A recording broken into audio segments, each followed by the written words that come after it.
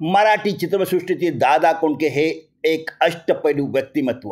विनोदावर आधारित चित्रपटामुळे कष्टकरी सामान्य जनतेने त्यांच्या चित्रपटाला भरभरून दाद दिली आणि त्यामुळे दादांची कारकीर्द यशस्वी ठरली.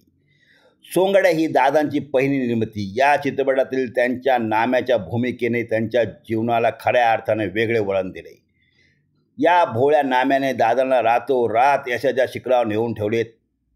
त्याचबरोबर हा भोळा नामा ग्रामीण जनतेला इतका भावला की त्यांना तो आपल्यातीच वाटला. दादानेही आपली उभी त्याच नाम्यासारखी साधेपणाने चालवली. 8 ऑगस्ट 1932 रोजी जन्म झालेल्या कृष्णा उर्फ दादा कोंडके यांनी मराठी वगनाट्यातून व चित्रपटात अभिनय केला. द्विअर्थी विनोदी ढंगातील संवादफेकीमुळे त्यांच्या भूमिका लोकप्रिय झाल्या. अभिनयाबरोबर त्यांनी मराठी, हिंदी व गुजराती चित्रपटाची निर्मितीही केली.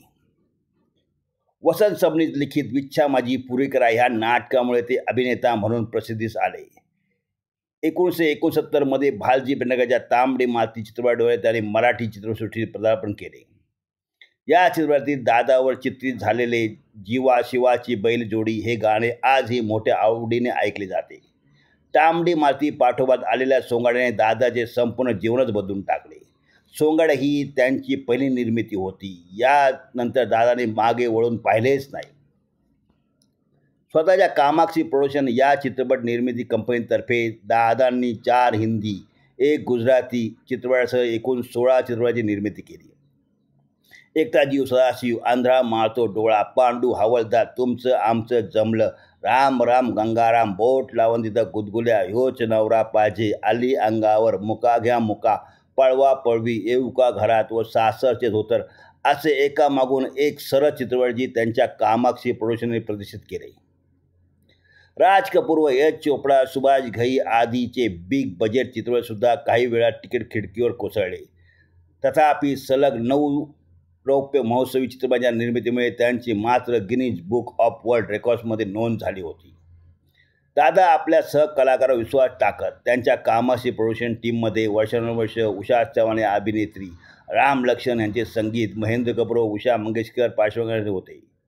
लोमणाऱ्या नाडेची सैलसर, अर्धी चड्डी, द्विअर्थी संवाद आणि नायिकेची लगट करण्यावरून त्यांच्यावर नेहमी टीका झाली. मात्र दादांनी मिल मजूर, शेतकरी, रस्त्यावरील लोक आदी सर्वसामान्य लोकांच्या मनोरंजनाचा विचार करून त्यांच्या जीवनाशी संबंधित मुद्द्यावर चित्रपटाची निर्मिती केली. त्यांच्या सोंगाड्यामुळे पांढरपेशा वर्गही काय ग सकू हे गीत गुणगुणू लागले. दादांच्या चित्रपटांना घाबरून त्या काळी अनेक बड्या हिंदी चित्रपट निर्मात्यांनी त्यांच्या चित्रपटाचे प्रदर्शन 5 ते 6 महिने उशिरा केले होते. दादांच्या चित्रपटाचा करिश्माच असा होता. एकटा जीव सदाशिवमुळे राज कपूर यांना बॉबीचे प्रदर्शन 5 महिने लांबावे लागले, तर पांडू हवालदारमुळे कधी नव्हे ते जेम्स बॉन्डचा सिनेमा महाराष्ट्रात चालला नाही. दादा कोंडके यांचा आलेख मात्र चढतच गेला. दादांची संपूर्ण कारकीर्द सेन्सॉरचे खटके, राजकीय बांधिलकी, त्यांचे वैयक्तिक आयुष्य या कारणांनी वादग्रस्त ठरले. एका चित्रपटासमोर सेन्सॉरच्या महिला अध्यक्षांनी चित्रपटातील सामान या शब्दावर द्विअर्थी म्हणून आक्षेप घेतला. पण दादांनी चाणक्यपणे त्यांना या शब्दाचा दुसरा अर्थ विचारून निरुत्तर केले. सेन्सॉरच्या दंडेलीपुढे नमते न घेण्याची प्रवृत्ती असो किंवा नियमाविरुद्ध जाण्याची खुमखुमी, शिवसेनेशी असलेली त्यांची बांधिलकी, त्यांचे प्रणय, त्यांचे व्यक्तिगत आयुष्य, हे मृत्यूनंतर उठलेले वाद हे एका वादग्रस्त चरित्रांचे पैलू असावेत. यशाच्या शिखरावर असतानाही पाय जमिनीवर ठेवून आपल्या चाहत्यामध्ये नेहमीच मिसळणाऱ्या दादांनी ज्यावेळी दूरदर्शनवरून खेडोपाडी पोचवले होते, त्या काळात दिवसभर घाम गळून विरंगुळ्याचा 4 क्षणासाठी सिनेमागृहात येणाऱ्यांना पोट भरून हसविले.